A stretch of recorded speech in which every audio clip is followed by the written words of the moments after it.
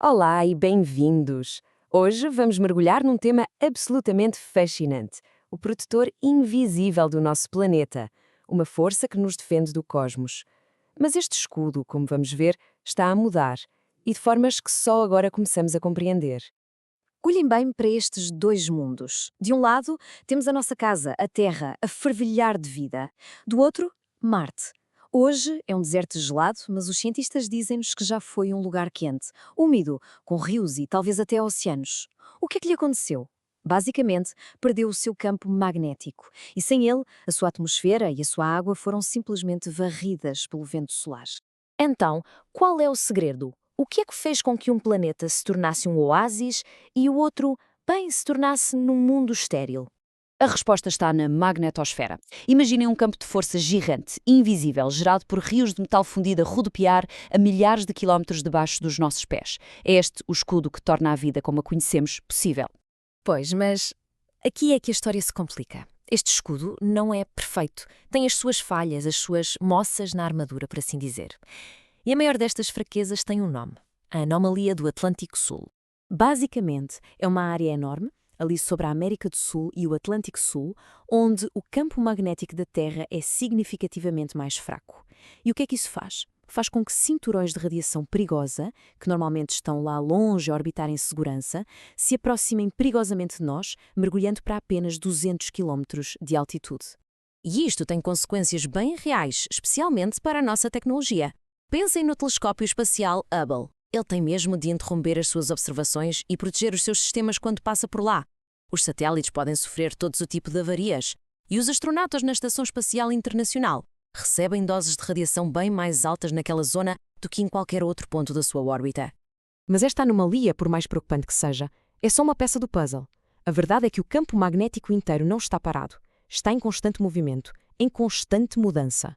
E a prova mais dramática e visível disso é a incrível viagem do Polo Norte magnético.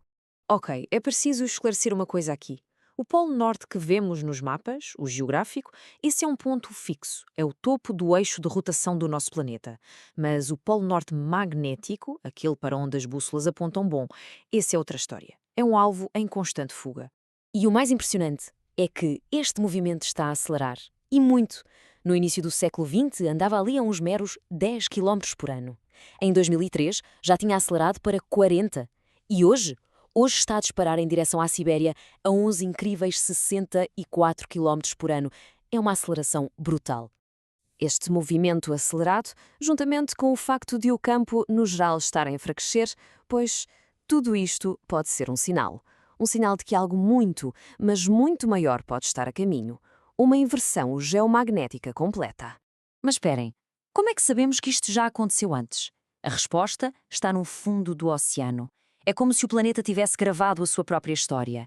Cada vez que rocha derretida sobe das profundezas, os minerais magnéticos lá dentro alinham-se com o campo da Terra daquela altura e congelam nessa posição. O resultado é um registro perfeito, uma espécie de código de barras geológico que nos mostra centenas de inversões ao longo da história.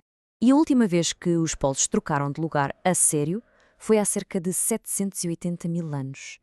Para termos uma ideia, os nossos antepassados distantes, como o Homo erectus, andavam por cá e viveram este evento cósmico. Agora, é importante perceber que durante uma inversão, o campo não desaparece por completo. Não é como desligar um interruptor.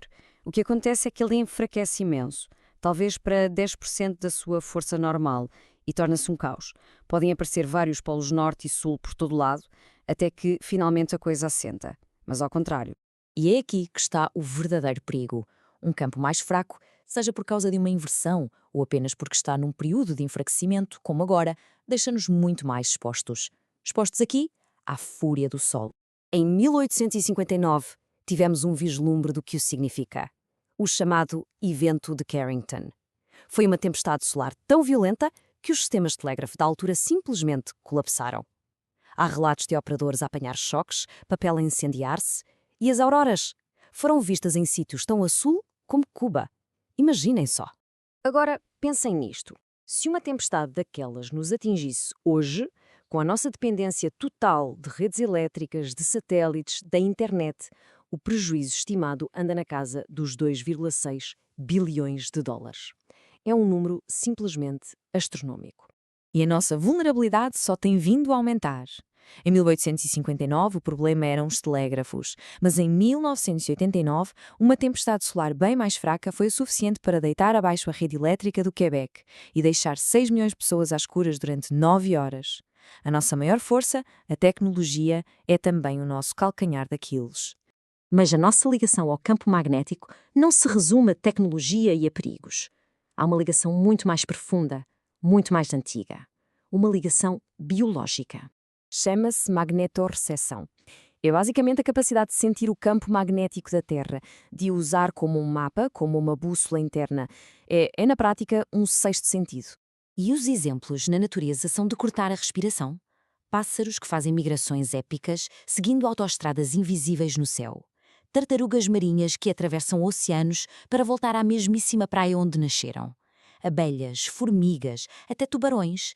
Todos eles usam esta força invisível para sobreviver. É incrível. E esta citação resume tudo na perfeição. É um fenómeno que continua a fascinar os cientistas e que nos lembra que este campo é fundamental para a vida no planeta de formas que mal começamos a entender. E isto deixa-nos com um paradoxo muito interessante. Por um lado, a nossa civilização moderna, com toda a sua tecnologia, é incrivelmente vulnerável a estas mudanças no campo magnético. Por outro, o mundo natural tem estado em sintonia com ele desde sempre, adaptou-se e usa-o a seu favor. E assim, ficamos com a pergunta final. O nosso escudo invisível não é uma constante. Está a enfraquecer, está a mover-se, está a mudar. Estará ele a preparar-se para a sua próxima grande transformação e, talvez mais importante ainda, estaremos nós preparados para o que aí vem?